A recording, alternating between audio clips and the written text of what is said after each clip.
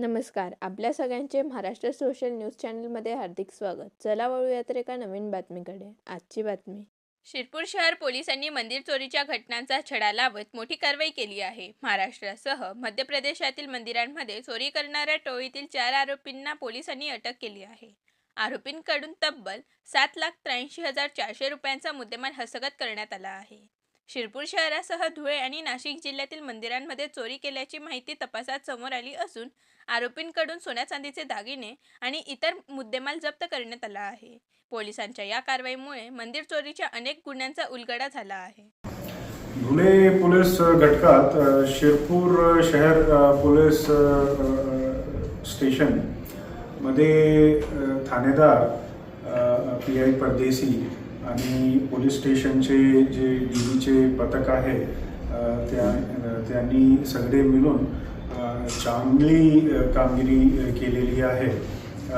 ते जुलै महिन्यातला ते मंदिर चोरीचा जे गुन्हा होता त्यावर ते वर्कआउट करत होते आणि त्याप्रमाणे गोपनीय माहिती काढून त्यांनी मध्य प्रदेशतून 2 आरोपी अटक केले.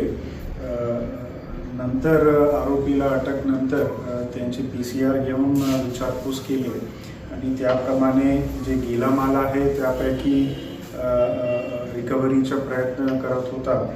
तर जे त्यांचे पोलीस स्टेशनचे जे गुन्हा आहे ते तर डिटेक्ट झाली, पण इतर जिल्ह्यातला आणि नाशिक ग्रामीण जिल्ह्यातला पण गुन्हे डिटेक्ट झाले.